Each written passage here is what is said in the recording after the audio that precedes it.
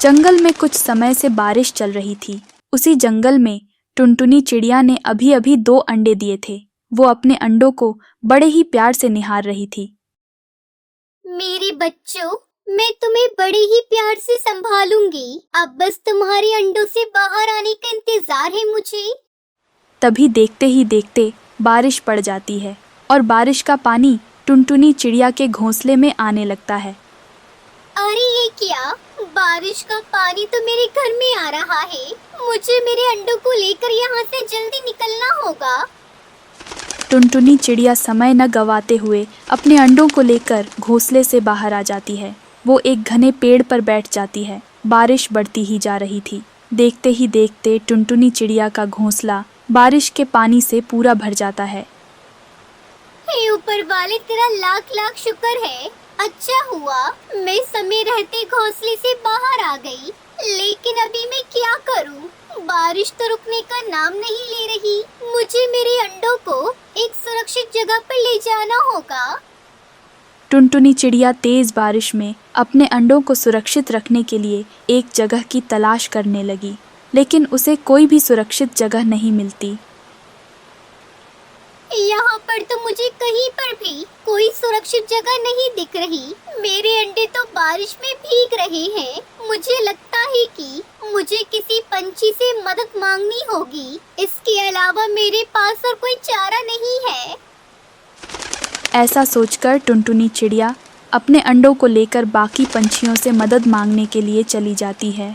वो सुंदरी कौवी के घर के बाहर आ गई। सुंदरी कौवी अपने घर में बैठी हुई थी। दरवाजा खोलो बहन, दरवाजा खोलो। मुझे अपने घर में पनाह दो। मेरे अंडे भीग रहे हैं। मेरी मदद करो। टुनटुनी चिड़िया की आवाज़ सुनकर सुंदरी अपनी खिड़की से झांक कर देखती है। अरे ये तो कोई गरीब चिड़िया है। ये मुझसे क्यों मदद मांग रही है? लगता है ये मदद मांगने का नाटक कर रही है। नाटक करके मुझे और मेरे बच्चों को मारना चाहती है। अरे ओ चिड़िया, चली जा यहाँ से। मैं तुम्हारी मदद नहीं करने वाली। मुझे पता है कि तुम क्या करने आई हो। मैं दरवाजा नहीं खोलने वाली। सुंदरी कौवी ने टुनटुनी चिड़िया की मदद नहीं की। फिर टुनटुनी चिड़िया टूनी चिड़िया के घोंसले के बाहर आ जाती है। मेरी मदद करो टूनी बहन। मेरे अंडे बारिश में भीग रहे हैं। मुझे घर के अंदर आने दो। टूनी चिड़िया टुनटुनी की आवाज़ सुनकर अपने बच्चों से कहती है। शांत रहो बच्चों। बाहर कोई शिकारी चिड़िया आई है। अगर तुम आवाज करोगे तो वो हमें उठाकर ले जाएगी। टूनी भी उसकी मदद नहीं करती। टुनटुनी चिड़िया बहुत निराश हो जाती है। मेरे बच्चों, मुझे माफ कर दो। मैं तुम्हारी सुरक्षा के लिए कुछ नहीं कर पा रही। तुम्हारी माँ एक गरीब चिड़िया है, इसलिए हमारी कोई सहायता नहीं कर रहा। लेकिन कुछ भी करके मुझे मेरे अंडों को इस बारिश से बचाना ही होगा। कोई न कोई पंछी मेरी मदद जरूर करेगा। फिर टुनटुनी चिड़िया मिट्टी के घर के बाहर आ गई। घोंसले में चील बैठी हुई थी। उसने भी 2 अंडे दिए थे। अंदर कौन है? मेरी मदद करो। मेरे अंडे बारिश में भीग रहे हैं। मुझे अपने घोंसले में ले लो। चील अपनी खिड़की से झांक कर देखती है कि टुनटुनी चिड़िया उससे मदद मांग रही है। अरे बाप रे, ये तो एक चिड़िया है, लेकिन ये मुझसे क्यों मदद मांग रही है? लगता है सच में मुसीबत में है। मुझे इसकी मदद करनी चाहिए। चील ज्यादा ना सोचकर अपने घर का दरवाजा खोल देती है। आओ तुम अंदर आ जाओ। टुनटुनी चिड़िया अपने अंडों को लेकर चील के घर के अंदर चली जाती है। तुम्हारा बहुत बहुत शुक्रिया जो तुमने मुझ पर विश्वास करके मेरी मदद की है। अगर आज तुम मेरी मदद नहीं करती तो पता नहीं मेरे अंडों का क्या होता। कोई बात नहीं बहन, आप अपने अंडे मेरे अंडों के पास रख दीजिए। इससे आपके अंडों को गर्माहट मिलेगी। फिर टुनटुनी चिड़िया अपने अंडों को चील के अंडों के पास रख देती है और दोनों सो जाती है। सुबह हो गई, बारिश भी रुक गई। अब टुनटुनी चिड़िया सोचती है कि वो अपना नया घोंसला बना ले। वो चील से कहती है, सुनो बहन, अब मैं चलती हूँ। मुझे मेरा नया घोंसला बनाना है। अरे बहन, आप अपने अंडों को लेकर घोंसला कैसे बनाएंगी? मेरी मानो तो आप अपने अंडों को यहाँ रख दीजिए और अपना घोंसला बनाइए। जब आपका घोंसला बन जाएगा तब आप अपने अंडों को लेकर चली जाइएगा। इससे आपको परेशानी नहीं होगी और आपके अंडे भी सुरक्षित रहेंगे। टुनटुनी चिड़िया चील की बात से सहमत हो गई। ठीक है, हम एक काम करते हैं। जब तुम बाहर जाओगी तब मैं हमारे अंडों की सुरक्षा करूंगी और जब मैं बाहर जाऊं तो तुम हमारे अंडों की सुरक्षा करना। हाँ, ये तो बड़ा ही अच्छा उपाय है। टुनटुनी चिड़िया और चील में अभी अच्छी दोस्ती हो गई थी। कभी कभी टुनटुनी चिड़िया चील के लिए दाना लेकर आती तो कभी चील टुनटुनी चिड़िया का घर बनाने के लिए उसकी मदद किया करती। लेकिन ये बात सुंदरी कौवी को बिल्कुल भी अच्छी नहीं लग रही थी, क्योंकि अब वो टुनटुनी चिड़िया को पहले की तरह परेशान भी नहीं कर सकती थी। अरे इन दोनों की दोस्ती तो दिन पर दिन बढ़ते ही जा रही है। मुझे कुछ करना चाहिए। एक दिन जब चील घर पर नहीं थी तो सुंदरी कौवी टुनटुनी चिड़िया से मिलने चील के घर पर आ जाती है। अरे सुंदरी, तुम आओ, कैसे आना हुआ? अरे टुनटुनी, मैं तुम्हें सतर्क करने आई हूँ। सतर्क? लेकिन किस बात के लिए? अरे तुमने चील से दोस्ती की है, देखना तुम्हारी ये दोस्ती तुम्हें एक दिन ले डूबेगी। लेकिन तुम ऐसा क्यों कह रही हो? सुंदरी, मुझे तो कुछ समझ में नहीं आ रहा। मुझे तो पता ही था, तुझे तो कुछ समझ में नहीं आता टुनटुनी। अरे वो चील तुझसे मीठी मीठी बातें करके तुम्हारे अंडों को खाना चाहती है। वो तुम्हारे अंडों को खाकर बाद में तुम्हें भी खा जाएगी, देख लेना। सुंदरी कौवी टुनटुनी चिड़िया को बहकाने की कोशिश करती है, लेकिन टुनटुनी उसकी बातों में नहीं आती। नहीं सुंदरी, तुम गलत सोच रही हो। मुझे पूरा विश्वास है चील बहन मेरे अंडों को कोई नुकसान नहीं पहुंचाएंगी। अच्छा, तो इतना ही विश्वास है तो रहो अपनी चील बहन के साथ। जब वो तेरे अंडे खा जाएगी तब आएगी तुझे अकल। ऐसा कहकर सुंदरी कौवी वहां से चली गई और चील उन दोनों की बातों को सुन लेती है और टुनटुनी से कहती है, टुनटुनी, तुमने आज मुझ पर विश्वास करके हमारी दोस्ती को और मजबूत बना दिया है। अब हम शिकारी पक्षियों के भी दोस्त हो सकते हैं। चील बहन, तुमने मेरे बुरे समय में बहुत साथ दिया है और मेरे अंडों को बचाया है।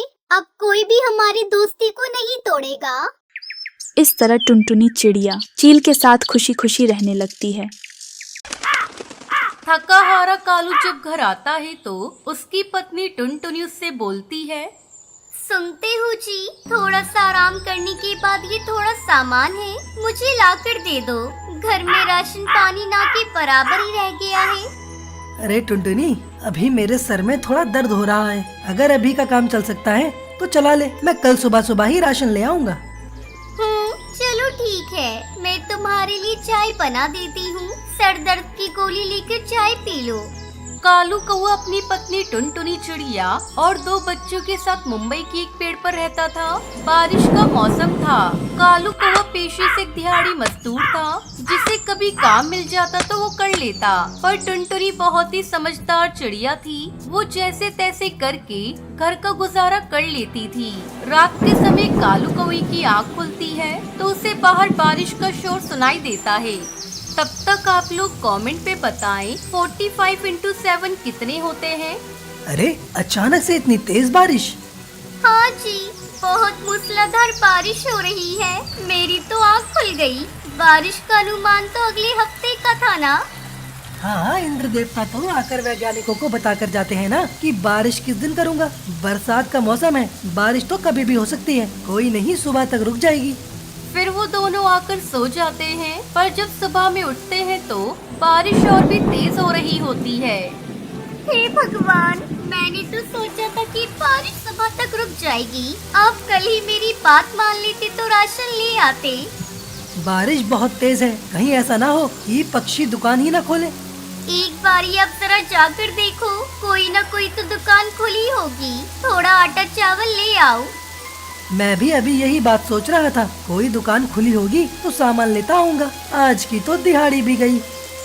दोनों बच्चे तो बड़े खुश थे, क्योंकि बारिश की वजह से आज उनके स्कूल की छुट्टी हो गई। दोनों बच्चे बाहर डाल पर जाकर बारिश में भीगने लगे। पिंकी, ओ पिंकी, तुम दोनों को मना किया था कि बारिश में मत भीगना, फिर भी तुम लोग बाहर खेल रहे हो। चलो जल्दी घर के अंदर चलो, बहुत तेज बारिश है, लगता है 1-2 दिन नहीं रुकेगी। अगर तुम लोग बीमार पड़ गए तो लेने के देने पड़ जाएंगे। माँ, कितने दिनों बाद तो बारिश हुई है, नहाने दो ना, थोड़ी देर में ही अंदर आ जाएंगे, बस माँ थोड़ी देर।